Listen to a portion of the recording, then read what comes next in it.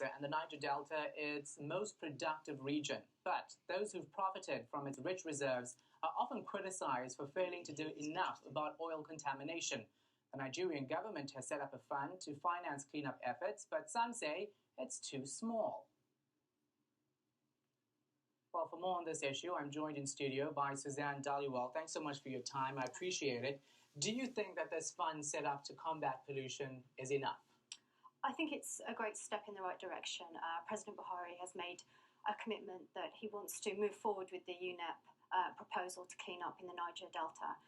It's still a tiny drop in the bucket. It's $1 million, and what was recommended was $1 billion in order to move forward on what might be a 30-year restoration project. So obviously it's not enough, and there are grave concerns that civil society will not be involved enough in this process. So it isn't enough. What more can they do? What about the companies involved in this? Do they need to play a bigger part? Definitely. I mean, we're seeing with Shell. Shell has not made any commitment to put forward enough money towards the restoration, and there's been little developments with the remediation that they have done. We're still seeing in those regions there's still oil in the soil. Those communities have not been compensated for their livelihoods.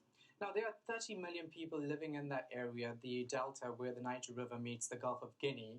How does this pollution really affect them? We hear about it, but we don't exactly know what's happening there. Yeah, well, I mean, this pollution has basically devastated those communities. Those are communities that have relied on farming and subsistence lifestyles, so they can no longer continue to farm. So that has put them back in terms of their economic development, and it's also caused a lot of instability in the region as well. So this is a daily concern.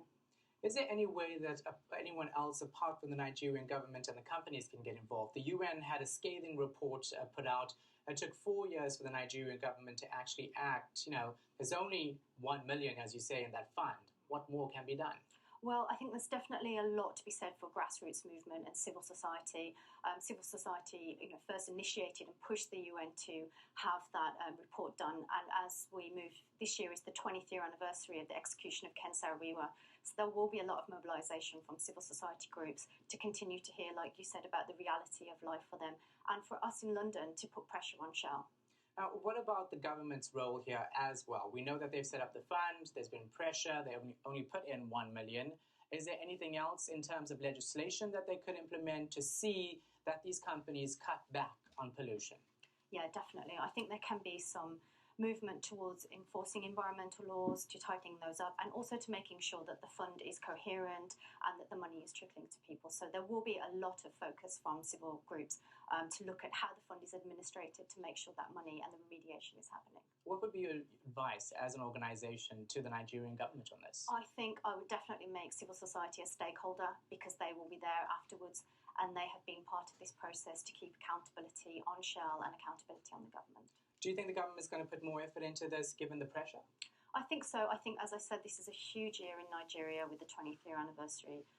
So we'll definitely be shouting from London, and definitely can see groups have been mobilising in Nigeria this year as well. Do you think those shouts from London and other countries are going to make a difference, though? Definitely. I mean, we're here where, there's reputational damage for Shell, and Shell wants to move ahead in the Arctic right now, and if they can't even clean up their messes from the past, how can they be trusted to move forward?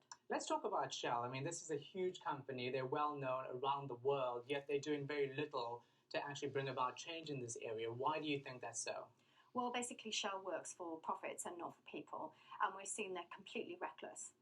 They have not made any means to clean up their mess in Nigeria. So this is a company that basically does not hold the rights of humans in account. It doesn't even care about climate change. It knows that it's knowingly moving towards increasing our climate by 6 degrees. So it's a reckless company which needs to be held account, and that's a role for the London community here to really put pressure on them, a reputational risk about what they're doing in other countries. Why have they been allowed to get away with this for so long, though? Well, I think that's because of the ties that they have with, the British government definitely work closely with Shell. We've seen the UK government and Shell undermining climate legislation in the EU. And I think they've just had the might, and that's what we've seen. We've seen big oil companies get away with pollution, same with BP in the Gulf. So it's definitely a time for turning that around and civil society to put pressure on these companies to be held accountable. All right, thanks very much, environmentalist Suzanne Dhaliwal, for joining us here on The Rise. You're watching